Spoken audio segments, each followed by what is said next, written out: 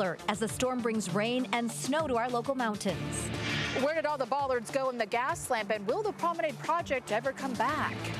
The man accused of shooting 2 people, killing one and injuring the other, was in San Diego Central Court today. We have more from police on how they may have all known each other coming up. We're taking a closer look at the criminal background of the 20-year-old accused of driving around with Molotov cocktails and setting off this brush fire in Duluth. The grocery outlet in Poway was closed by the county health department for major violations, including vermin. We're working for you to find out if the store is now safe to shop at. 4 Paws of Love. Pet therapy that's all poodles all the time. We have some new additions. The adorable additions settling into their new homes. CBS 8 News Live at 6 starts right now.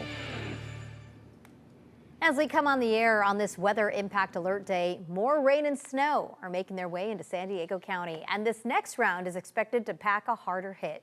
Good evening and thanks for joining us. I'm Marcella Lee. And I'm Steve Price, and tonight for Carlo Trucchetto. This rain is making for a tricky ride home for a lot of drivers out there. Chief Meteorologist Carlene Chavis has been busy tracking the storm. She joins us early with a first look at what we can expect for tonight, tomorrow, and the weekend. Carlene? Yeah, the weekend's looking pretty good, but before we get to that point, we've got the wet weather in the forecast, and so we've been seeing it roll in. Now, it was impacting across North County as well as the coast earlier this afternoon, and now we're seeing it spread a little bit more across the county. So this is the view from Mount Soledad Cam, where we are looking at some hazy conditions out there. So when we look at the radar, you are seeing some heavier rainfall across North County. You're seeing that for Fallbrook right now. Also, another batch that's about to move on shore. Now that is going to be moving on shore as we go within the next, I want to say roughly 15 to 30 minutes. And so that is going to be impacting. This is going to be heavier rainfall than what we had for some areas yesterday. So you're seeing a lot of that moisture just impact along the coast, and now it's starting to make its way a little bit more towards the east. Also looking at it being more widespread within the bottom of this hour, and then also some snow that's going to be in our local mountains. So the cold air that's already below freezing for most of the mountains, we are going to be talking about that turning into snow as we go into tonight. So we'll look at the alerts and just how much we have seen and how much more we could see coming up. Hey, Steve. A lot going on out there, Carlene. Thanks. Remember, for the very latest weather conditions and alerts on the go, you can download our free CBS 8 app from Google Play or the Apple App Store. You can't walk around as freely in the heart of the Gaslamp these days. The bollards put in place along 5th Avenue in 2023 to block cars and create a pedestrian-friendly atmosphere are now gone. CBS 8's Abby Black live now at 5th and Market to share what's going on and if they will ever come back. Abby, I mean, it was awesome being able to just walk out there on the streets. No cars aren't going to hit you, give people more room.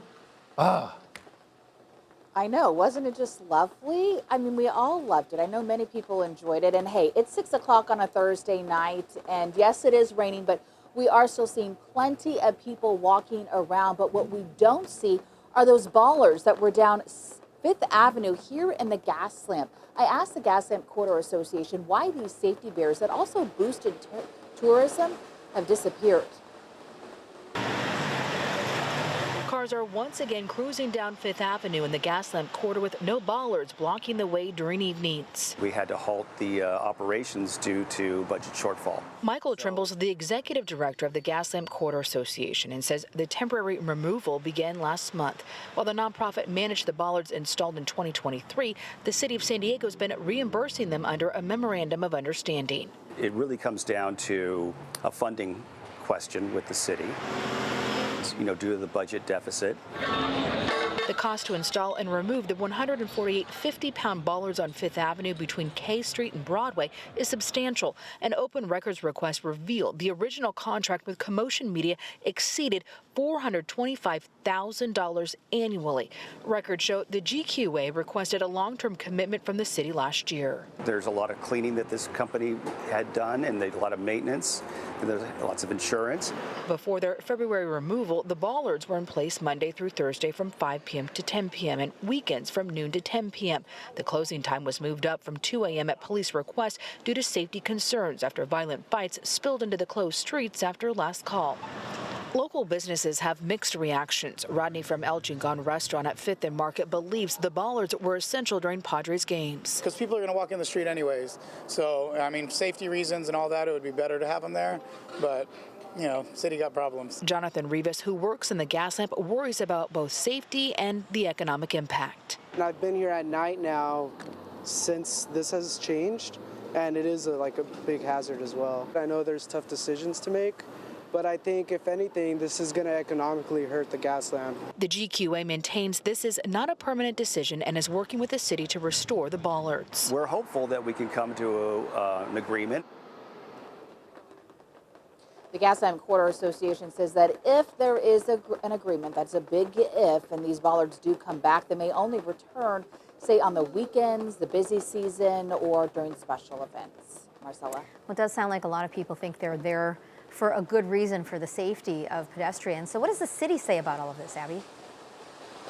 Marcella, I reached out to the city several times today, and they told me that they did spend the $100,000 that the city council approved last year. I followed up with some clarification on what that means and if there is any more money or if there will be an agreement, and I've not heard back. But I will keep you updated as I hear new developments. All right. Thanks so much, Abby. Let you get in and get dry. The man accused of shooting two men, killing one and injuring another earlier this week at a hotel in Hotel Circle, was in court today. CBS 8's Alex Cheney was there for what was supposed to be an arraignment. Alex joins us live now with what we learned today. Alex? Yeah, Marcella and Steve, the suspect in this case, 29-year-old Kevin Laren, did make an appearance, however, via video conference today in the courtroom. Now, the judge denied our media request, so we can't show you any video from inside the courtroom. But what Laren decided today was to continue or to push off his arraignment. The reason for that is because he wants to bring in his own legal counsel and not use the public defender. Also, the San Diego Police Department did issue a statement today. First, they identified the 19-year-old shooting victim in this case. Also, they determined that all three of these men knew each other because they worked together and they were in San Diego for work at the time of the shooting. On Monday, March 3rd at about 8:20 p.m., San Diego police responded to the report of a shooting at the Handlery Hotel in the Hotel Circle area. Upon arrival, officers found the now identified 19-year-old shooting victim, Damian Martinez of El Monte, with a fatal gunshot wound to the chest in an interior hallway. A second victim, a 23-year-old Hispanic man who is still unidentified, was found outside the hotel lobby with a gunshot wound to his upper body. He was transported to a local hospital and is expected to survive. On scene, officers determined the shooter got into a dark-colored F-150 truck. Officers located that truck in the hotel parking lot a short time later, occupied by the suspect, Kevin Laren. Here's video of officers making the arrest. SDPD said in a statement today that all three men worked together and were in San Diego for work. The judge rescheduled Laren's arraignment to March 20th.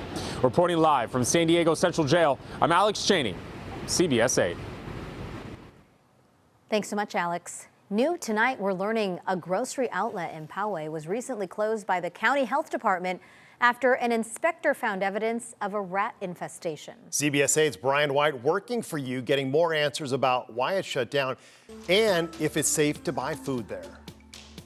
Yeah, people who shop here really want to know more about why this store was forced to close last week, and it appears a routine inspection by the health department uncovered some major violations. Oh my God. Yeah, that's pretty gross. Some shoppers who frequent this grocery outlet in Poway are concerned about the violations. I think it's not good to have vermin in there. Inspectors from the County Environmental Health and Quality Department paid a visit to the store on Wednesday last week after receiving a complaint from a shopper here. They found evidence of a rodent infestation and possible food contamination. In this case, it was chew marks on an actual package, right? And so we have a vermin issue going on, but then we've also got a impact to the food that's being sold. So the store had to close for cleaning and proper vermin treatment and what they call vermin proofing. Rodents can fit through very small holes. You know, we've always been taught about a quarter size hole, you can get a rodent through. So gaps under the doors, we want to make sure those have the proper door sweeps, making sure there's no holes in the walls that allow rodents to either get in or create a nest. I reached out to Ryan Johnson. He oversees the county county's food program. He says the store was closed for 2 days and was allowed to reopen after passing another inspection. It's one of the issues that all food establishments need to be aware of. And depending on their managerial oversight, their pest control, we countywide, we do have quite a few places that have been closed due to vermin. I found a few bait stations placed in the alley behind the store, and I did talk with the manager. He didn't want to comment on camera, but he did tell me that he and his father, who now owns the store, just took it over a few weeks ago. He said they inherited this problem and have taken steps to fix it. I at first thought it's pretty gross, but you know, when they close it down, they clean it all up, and they pass re-inspection, I think it's okay. I think it's good to give people a second chance, especially if they passed the inspection. That means they're working hard to be better. Working for you in Poway, Brian White, CBS 8. Thanks so much, Brian. And remember, if there's something you'd like us to look into, email us. There's the email address on your screen, workingforyou@cbs8.com. Hey, in case you missed it, Carlsbad City Council is moving forward with an ordinance banning people from camping in vehicles in public spaces and city-owned property. The city says it will continue to offer shelter and services prior to issuing any citations. The City Council is set to adopt the ordinance at its next meeting, which is March 18th, and the changes will take effect 30 days after that. Salvage and recovery operations for the fighter jet that crashed into San Diego Bay last month are complete now. The Navy says the crews have conducted a, quote, thorough review of the collected debris and recovery site. The jet plunged into the water off Shelter Island back on February 12th. The two pilots safely ejected. The cause of that crash is still under investigation. Chula Vista's new Gaylord Pacific Resort will begin hiring tomorrow, but you should start applying right now. They want to fill 800 positions before they open on May 15th. Career fairs will be held this weekend and next weekend at Southwestern College, but you are being asked to apply in advance on the website listed there on your screen, careers.marriott.com. Although we had them as a guest earlier this week, and they said there's actually like a specific Gaylord address, so try to search for that. Make sure to bring multiple copies of your resume to the career fair and be prepared for on-site interviews. You could be hired on the spot. At a time when we're seeing a lot of layoffs, it's nice to see somebody hiring and a lot of positions, yeah. 800, yeah. Awesome. The new details, we are learning about a man accused of starting a brush fire with a Molotov cocktail. We've got that story still ahead. Plus, growing fears among Ukrainian refugees that they could be deported as President Trump considers revoking their legal status. We hear from a woman who escaped to San Diego with her family for safety.